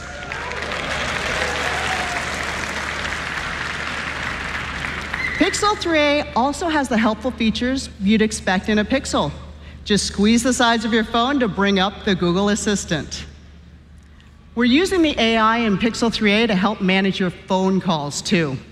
I'm pretty sure we all hate getting robocalls. And Call Screen uses Google speech recognition and natural language processing to help you filter out those unwanted calls. You've been selected for It's already all screening expenses paid millions trip of to Hawaii. Now, you might remember last year, we shared our vision for using AR in Google Maps. Starting today on Pixel phones, when you use walking directions, instead of staring at that blue dot on your phone, you're going to see arrows in the real world to tell you where to turn next. So they promised this a year ago.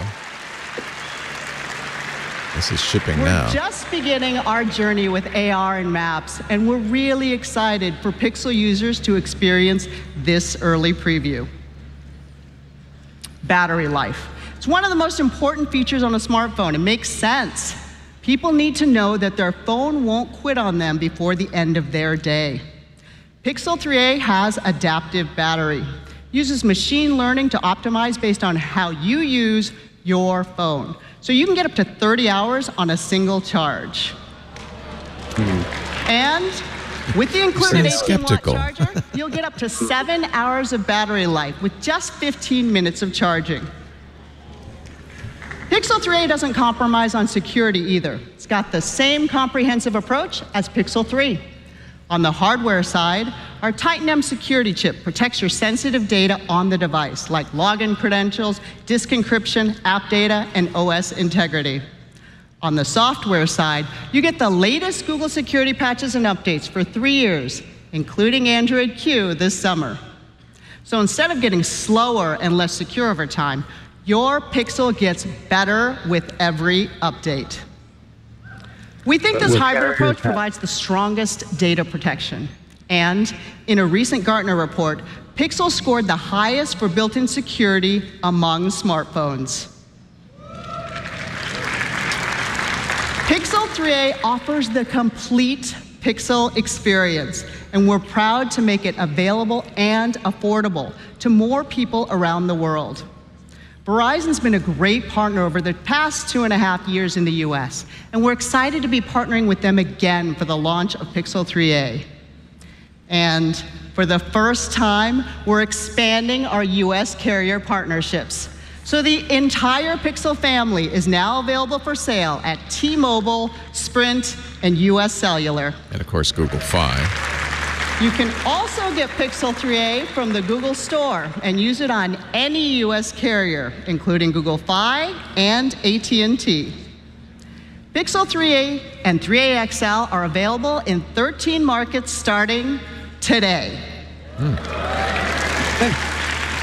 You can find more details online at the Google Store. We're really excited to have you try it out. Next, Jeff will tell you about our efforts in Google AI. But first, here's a quick look at our new Pixel. So here's the ad. We'll watch this.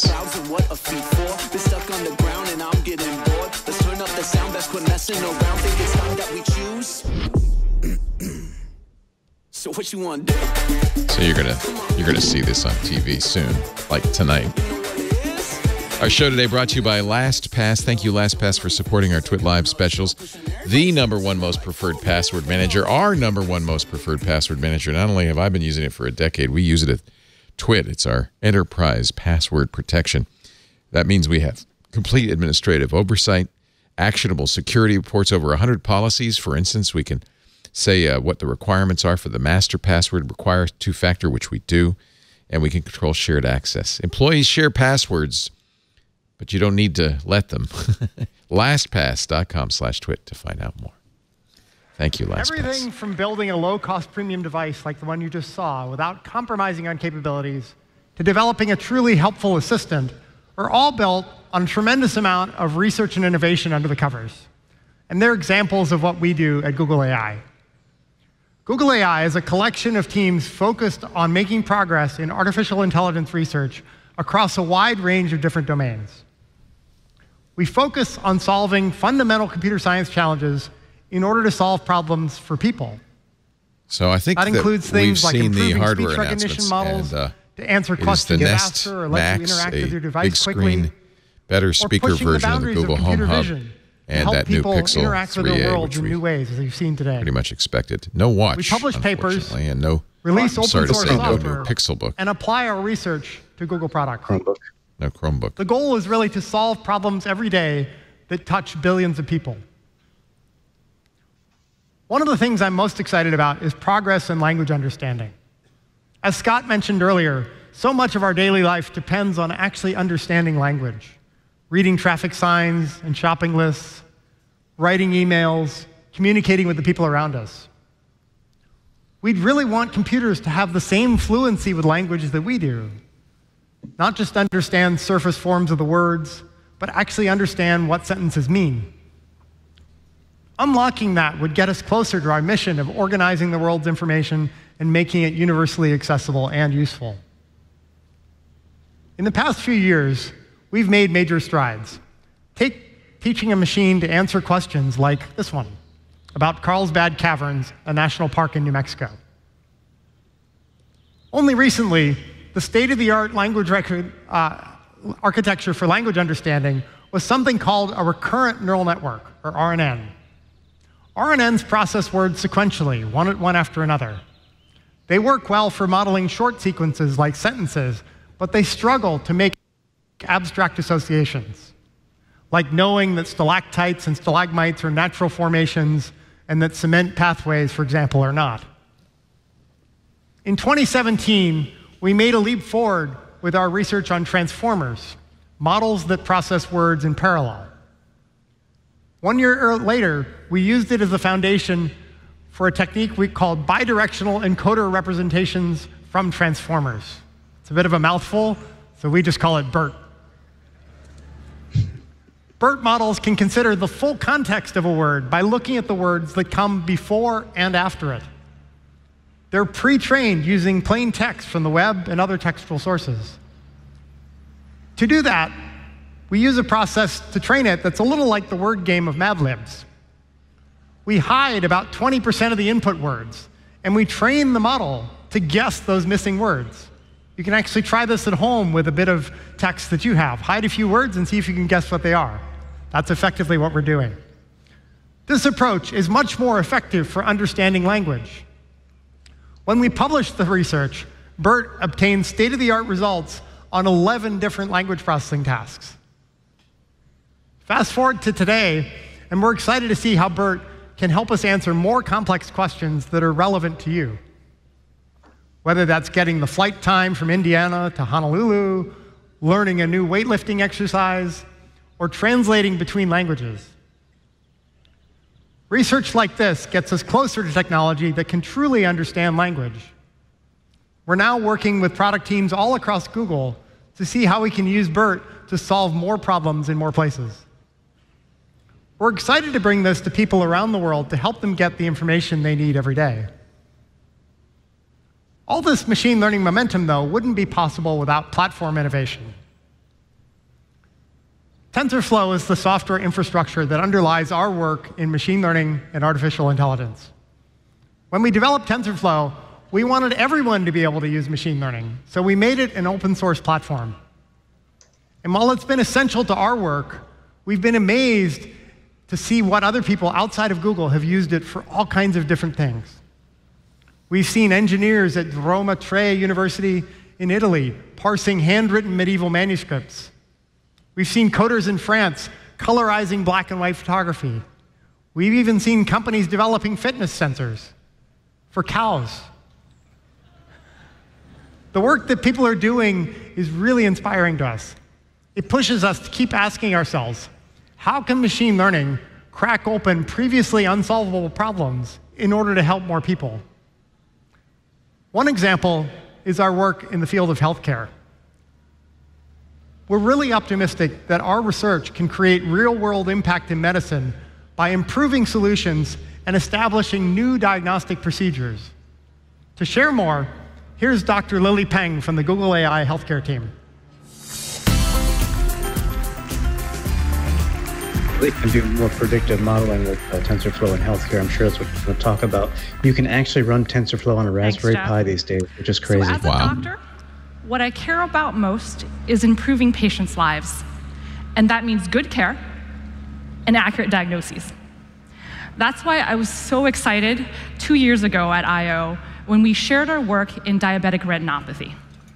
This is a complication of diabetes that puts over 400 If you're tuning in for MacBreak Weekly, we'll air MacBreak Weekly immediately after the Google I/O keynote commences. Since then, we've been piloting this work with patients in clinical settings. Our partners at Verily recently received European regulatory approval. Verily was the health sciences moonshot for Alphabet. Deployments in Thailand and in India but recently decided not to do the contact lenses they were planning to. In addition to diabetes, measure one of the glucose other levels. areas we think AI can help doctors is in oncology. Today, we'd like to share our work on another project in cancer screening, where AI can help catch lung cancer earlier. Of course, IBM's Watson famously was a bust at doing this kind of medical diagnosis. It's actually the most common cause of death mortality. A real disappointment to people who'd hoped it would be accounting for 3% of annual mortality. Good at it. We know that when cases are diagnosed early, but it's early days. Patients have a higher chance of survival. But unfortunately, over 80% of lung cancers are not caught early. Randomized controlled trials have shown that screening with low-dose CTs can help reduce mortality, but there's opportunity to make them more accurate. So in a paper we are about to publish in Nature Medicine, we describe a deep learning model that can analyze CT scans and predict lung malignancies. To do it, we trained a neural network with de-identified lung cancer scans from our partners at the NCI, the National Cancer Institute, and Northwestern University. By looking at many examples, the model learns to detect malignancy with performance that meets or exceeds that of trained radiologists. So concretely, how might this help? Very early stage cancer is minuscule and can be hard to see, even for seasoned radiologists, which means that many patients with late-stage lung cancer have subtle signs on earlier scans. So take this case, where an asymptomatic patient with no history of cancer had a CT scan for screening. This scan was interpreted as normal. 1 year later, that same patient had another scan. It picked up a late-stage cancer, one that's much harder to treat. So we used our AI system to review that initial scan. So let's be clear, this is a tough case. We showed this initial scan to other radiologists, and 5 out of 6 missed this cancer. But our model was able to detect these early signs 1 year before the patient was actually diagnosed, translate to an increased survival rate of 40% for patients like this.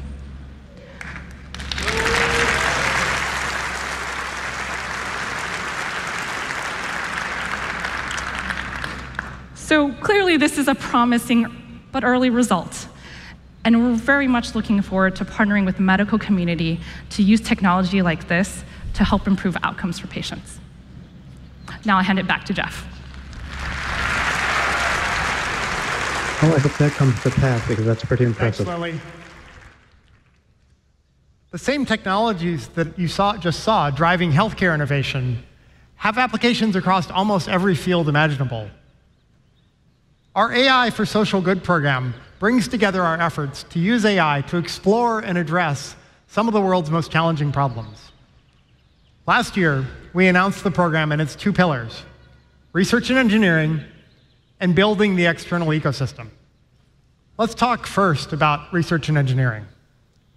One project where we're working that's already creating impact is our work on flood forecasting. Floods are the most common, deadliest natural disasters on the planet. Every year, they affect up to 230 million people across the world, more than storms and earthquakes combined. 20% of flood fatalities happen in India alone. This is a problem that we're even seeing this week with the impact from Cyclone Fani. Floods prevent kids from being able to play in their neighborhoods, or parents from protecting and providing for their families, often because they don't have enough advance warning. And without consistent, accurate warning systems, people are prone to ignore warnings and be unprepared. That's especially detrimental in areas hit with annual monsoons. That's why, last fall, we shared our work on flood forecasting models that can more accurately predict flood timing, location, and severity. Through a partnership with India's Central Water Commission, we began sending early flood warnings to the phones of users who might be affected. Today, we're thrilled to announce the expansion of our detection and alerting system for the upcoming monsoon season. The expanded area will cover millions of people living along the Ganges and Brahmaputra river areas. Not only are we increasing the area of coverage, but we're also better forecasting where the floods will hit hardest. Through a new version of our public alerts, people can better understand whether they'll be affected so they can protect themselves and their families. Our model simulates water behavior across the floodplain, showing the exact areas that will be affected. We combine thousands of satellite images to create high-resolution elevation maps using a process similar to stereographic imaging to figure out the height of the ground. We then use neural networks to correct the terrain so it's even more accurate, and then we use physics to simulate how flooding will happen. We also collaborate with the government to receive up-to-date stream gauge measurements and send forecasts in real time. We're excited to continue working with partners to increase the accuracy and precision of these models, which we hope will make people safer from flooding all around the world. Research like this is critical. But we also know that AI will have the biggest impact when people from many different backgrounds all come together to develop new solutions to problems they see. That's why the second pillar of our AI for Social Good program is to build the external ecosystem. We want to empower everyone to use AI to solve problems they see in their communities. Last year, we partnered with Google.org to launch the Google AI Impact Challenge. It was a call for nonprofits, social enterprises, and universities to share their ideas for using AI to address societal challenges. We've received applications from 119 countries across 6 continents, representing all kinds of sizes and types of organizations. Today, we're really excited to announce the 20 selected. We even have a few of them with us today. Let's give them a warm welcome.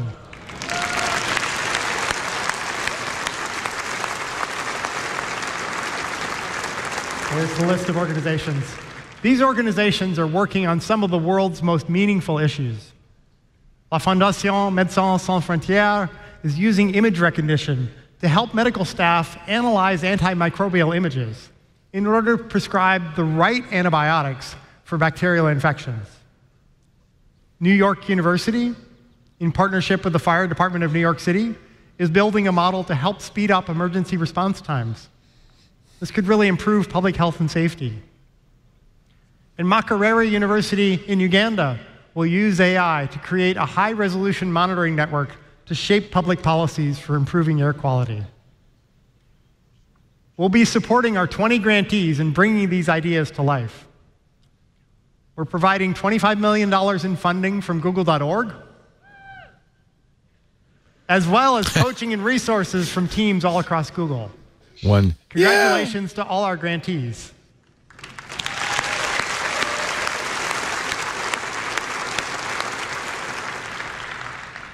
As we head into the next decade, I'm really excited about what's to come. There are so many promising avenues for fundamental research. For instance, machine learning models today, typically we can get them to be good at solving individual tasks. But what if they could generalize across thousands of tasks, solving new problems faster, and with just a few examples to learn from?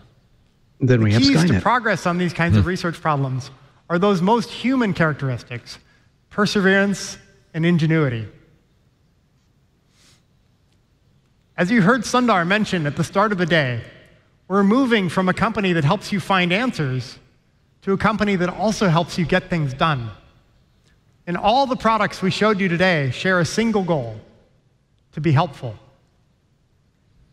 At the same time, we want to ensure that the benefits of technology are felt everywhere, continue to uphold our foundation of user trust, and build a more helpful Google for everyone. To everyone joining us on the live stream, thank you for tuning in. And to everyone here with us in the audience today, welcome to Google I/O 2019. I'm not sure what this last segment was all about. The rest of I/O. They probably could have left it off. I am surprised they closed with that. Yeah. And actually that Sundar did not come out to say goodbye. It's an interesting way to end. Yeah. Especially coming out on the high note of the Pixel 3 phone. Yeah. Clearly this was all about AI and ML. I mean, and it usually has that flavor, but this was all about it. And there was such a human focus on changing the world, making things better. So I guess they wanted to close out with that message. Yeah.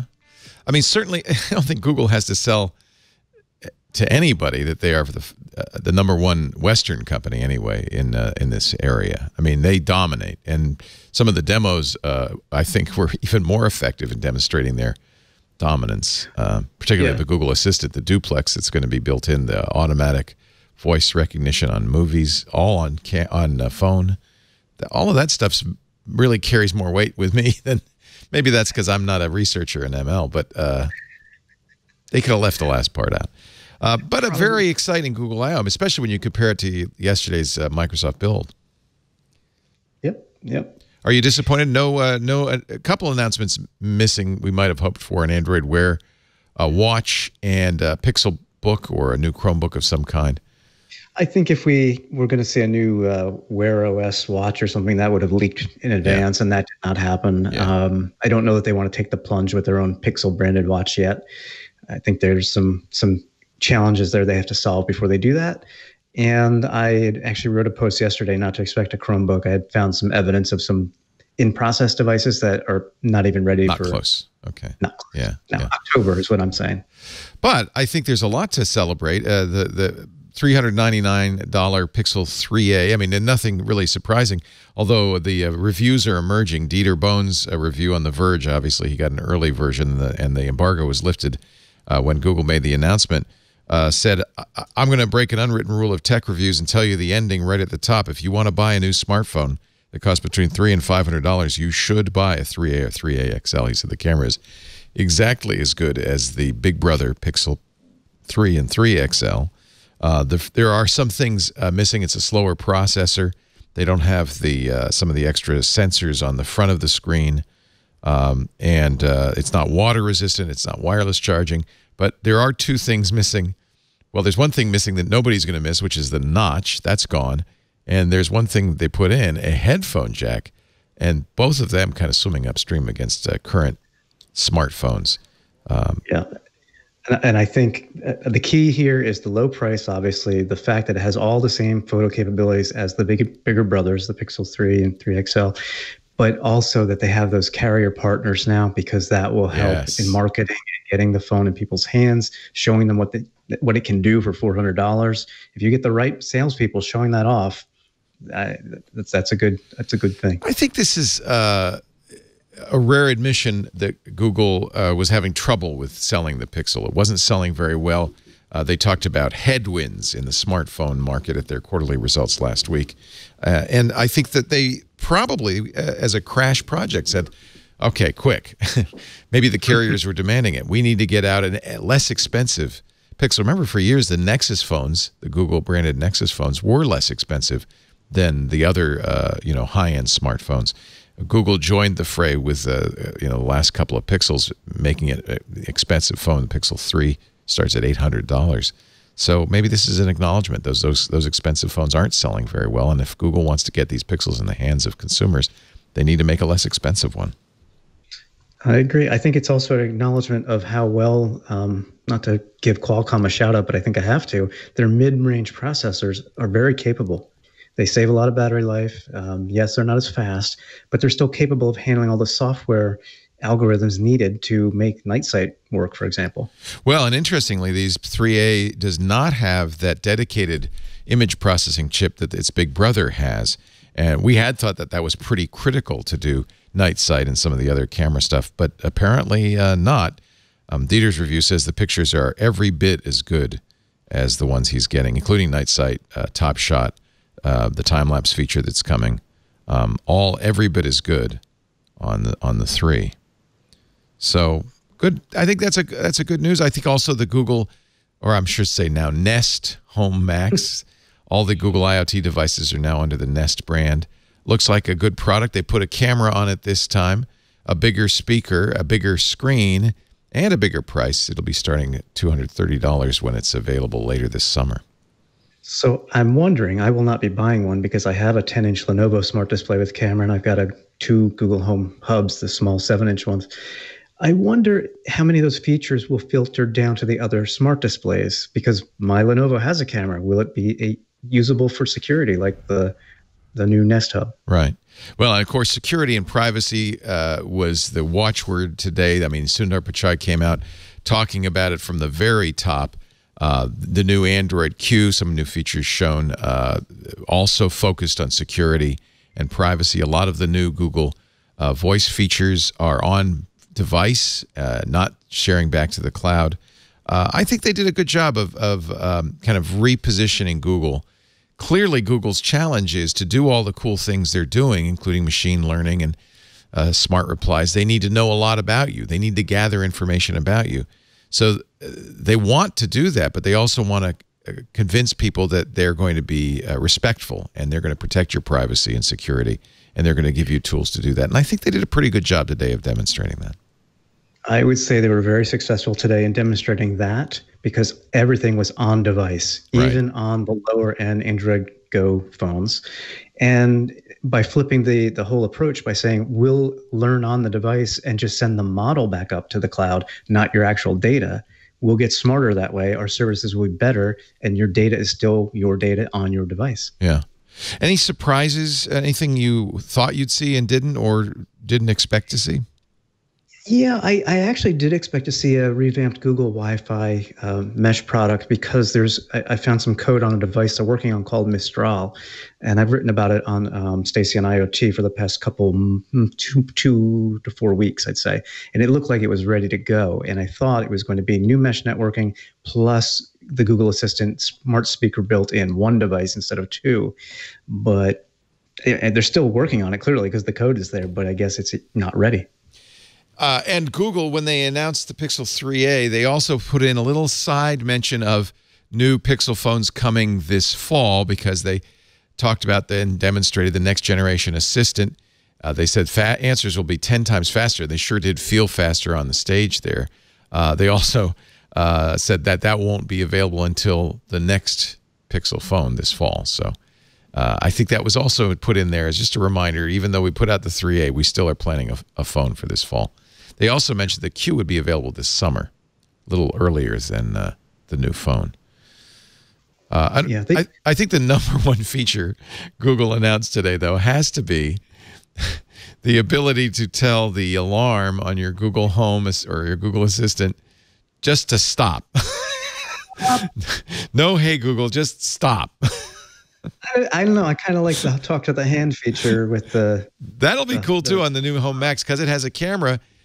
They're going to double down on the voice recognition that they did. Everybody has a different account, but the voices can be distinguished. They're going to do face recognition, so they'll recognize you when you come to the house, and you'll be able to teach it gestures like, hello, shut up, I want to talk, on the phone just by waving. I think that's all good. Of course, you have to be in the range of the camera. They also built in some features that Facebook touted heavily in its Facebook portal, the ability to follow you as you walk around in a Google Duo video phone call. That'll be nice. That device, though, is not available for what did they say? A couple of months. It sounded like maybe in May or June. 229 in 3 countries and coming soon. I don't think they really said maybe what. They didn't say specifically. Yeah, I'll probably pick up a couple. I think that'll be a great device because I think it's a good photo frame. You know. Yep. Well, I use mine as photo frame every day. Yep, and great for video calls, and I love the idea I can wave at it or do other gestures in its direction. Learn this, AI. I got a gesture for you. Turn off the alarm. Hey, thank you so much, Kevin Tofel, for spending your your morning with us. Kevin, of course, is the host at aboutchromebooks.com, his really dynamite site on all things Chromebook, and with Stacy Higginbotham, the co-host of the IoT podcast, and he writes for Stacy on IoT.com, and is always a welcome visitor to our shores. Thank you, Kevin. I appreciate that. Glad to be here. Yeah. Thank you all for joining us. Thanks especially to our sponsor, LastPass, for providing coverage of this year's Google I/O. Just a little plug for LastPass. 13.5 million people now use the world's #1 most preferred password manager. I've used it for years. We use it at work. You should use it at home, at work, everywhere to protect you and your passwords. LastPass.com/twit to find the LastPass that's right for you. LastPass.com/twit. Thanks for joining us for this Twit Live special. I'm Leo Laporte. We'll see you next time.